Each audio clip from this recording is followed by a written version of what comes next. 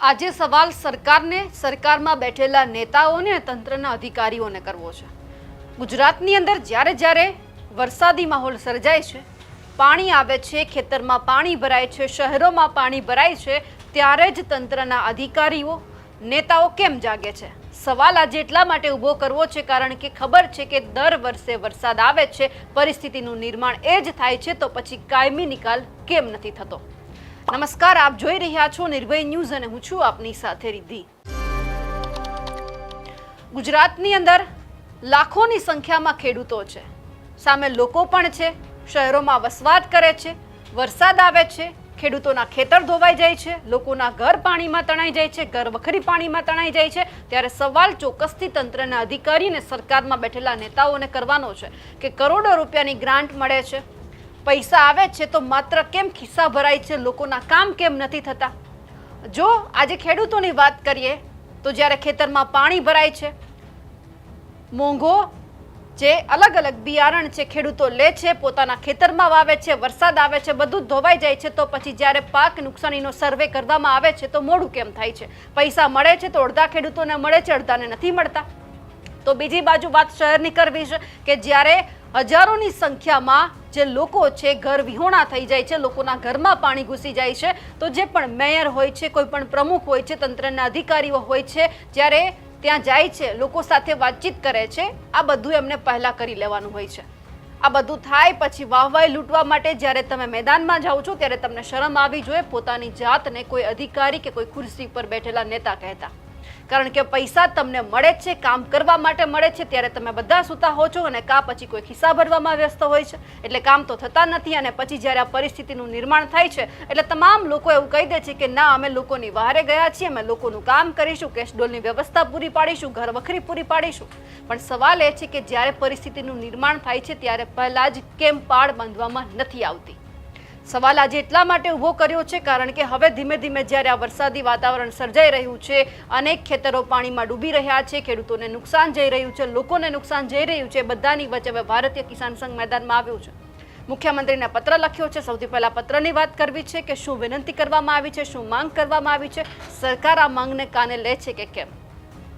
જય ભારત સાથે જણાવવાનું કે ઘણી રાહ જોયા પછી મેઘરાજાએ ગુજરાત ઉપર મહેરબાની કરી, પરંતુ ક્યાંક પ્રકૃતિના શોષણના કારણે પ્રકૃતિએ તેનું સ્વરૂપ બદલ્યું, કેટલીક જગ્યાએ વરસાદનો અતિરેક પણ થયો, ક્યાંક વિકાસ ખેડૂતો માટે અભિશાપ પણ બન્યો હોય તેવું લાગે છે, ક્યાંક માનવ સર્જિત ભૂલો પણ ખેડૂતોની નુકસાની માટે જવાબદાર છે। ભૂતકાળમાં પણ જ્યારે જ્યારે ખેડૂતો ઉપર આફત આવી ત્યારે સરકારે ખેડૂતના પડખે ઊભા રહેવાનો પ્રયાસ કર્યો। આપ પણ ખેડૂત પુત્ર છો, મુખ્યમંત્રીને અને જીતુભાઈ વાઘાણીને કહેવામાં આવી રહ્યું છે, માનનીય મુખ્યમંત્રી શ્રી પણ આ બાબતે ચિંતિત છે, દેશના માનનીય વડાપ્રધાન શ્રી નરેન્દ્રભાઈ અને ગૃહમંત્રી શ્રી અમિતભાઈ શાહ પણ માનનીય મુખ્યમંત્રી શ્રીના સતત સંપર્કમાં છે તેવું મીડિયાના માધ્યમથી પણ જાણવા મળ્યું।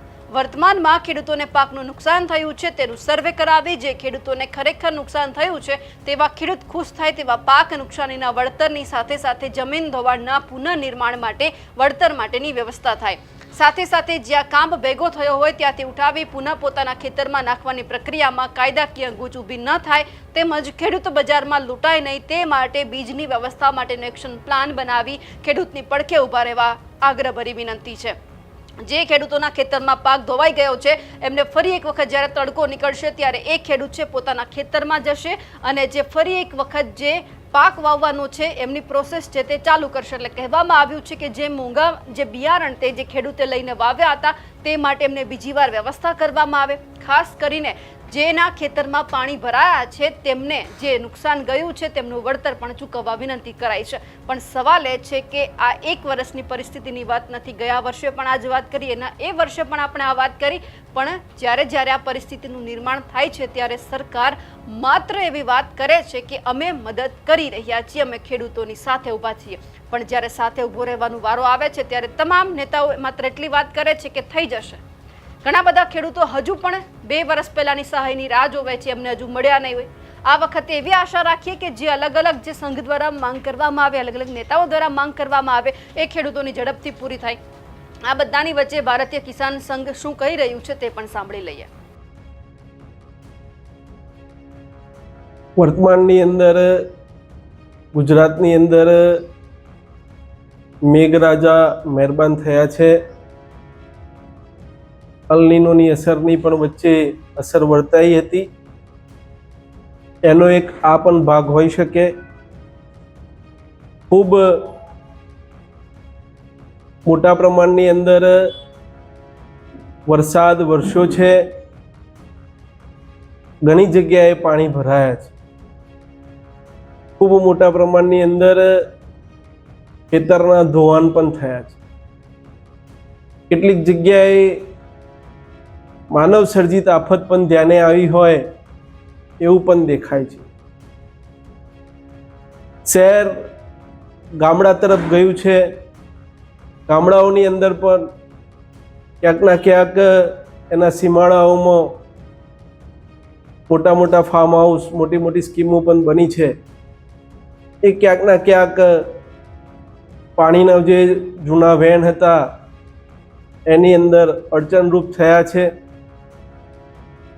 શહેરોની અંદર પણ મોટા પ્રમાણની અંદર પાણી ભરાયા હોવાના સમાચારો આપણા માધ્યમથી પણ મળ્યા છે. કાર્યકર્તાઓ દ્વારા પણ સતત માહિતી અપાઈ રહી છે. ગઈકાલે સાંજે માનનીય મુખ્યમંત્રીશ્રીને પત્ર લખ્યો છે ભારતીય કિસાન સંઘે કે જ્યાં પાણી ભરાયા છે, જ્યાં પાક નિષ્ફળ ગયો છે, એ પાક નિષ્ફળની સહાય, ખેડૂત ખુશ થાય એવી સહાય સરકાર ચૂકવે અને ખરેખર જેને નુકસાન થયું છે એને સરકાર સહાય. સાથે સાથે રાજ્યના મૃદુ અને મક્કમ મુખ્યમંત્રી વારે વારે કહેતા પણ હોય છે, જ્યારે અમારી પણ રૂબરૂ મુલાકાત થાય ત્યારે, કે સમસ્યાઓનું કાયમી સમાધાન અને કરવાનો પ્રયાસ પણ કરતા હોય. તો આપણા માધ્યમથી રાજ્યના મુખ્યમંત્રીશ્રીને વિનંતી છે કે જ્યાં જ્યાં પાણી ભરાવાની સમસ્યા થઈ છે એ સમસ્યાનો કાયમી નિકાલ થાય એ દિશા તરફ પણ સરકાર એક્શન પ્લાન બનાવે, ખેડૂતોને સહાય ચૂકવે. અને જ્યાં જ્યાં માનવ સર્જિત, 2 દિવસ પહેલા પણ ટીવી મીડિયાના માધ્યમથી મેં કહ્યું હતું, શંખેશ્વર વિરમગામ હાઈવે જે છે એ હાઈવે 4 લેન થયો છે.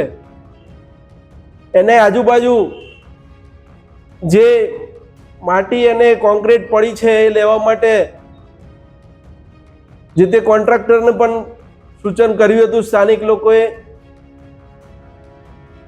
રાજ્યના નાયબ ઇજનેરને પત્ર વ્યવહાર પણ કર્યો હતો, છતાં પણ ત્યાં કામગીરી નહોતી થઈ. પરિણામે વિરમગામ શંખેશ્વર હાઈવે ત્યાં પણ ખૂબ મોટા પ્રમાણની અંદર પાણી ભરાયું. આ તો એક દાખલો છે. આવા જ્યાં જ્યાં પણ વિકાસના કામો થયા હોય અને વિકાસના કામો પછી જ્યાં જ્યાં પણ અડચણરૂપ બાધાઓ કોન્ટ્રાક્ટરો દ્વારા ઊભી કરવામાં આવી હોય, એનું નિરાકરણ ના લાવ્યા હોય, એવી જગ્યાએ ત્વરિત એ લોકો ઉપર પણ એક્શન લેવાય, જેથી ફરી આવી ભૂલો આવનાર સમયની અંદર ના થાય તેવી પણ આપણા માધ્યમથી રાજ્યના મુખ્યમંત્રીશ્રીને વિનંતી છે. કાયમી ઉકેલ એ જ સમસ્યાનું સમાધાન હોઈ શકે. સહાય આપણે જ્યારે પણ ચૂકવીએ છીએ ત્યારે એને સહાયરૂપ થવાનો પ્રયત્ન કરીએ છીએ. ખેડૂતને પૂરેપૂરું નુકસાન આપણે આપતા નથી. તો વારંવાર જો આ પરિસ્થિતિ થશે તો રાજ્યનો ખેડૂત ખેતી છોડવા મજબૂર થશે.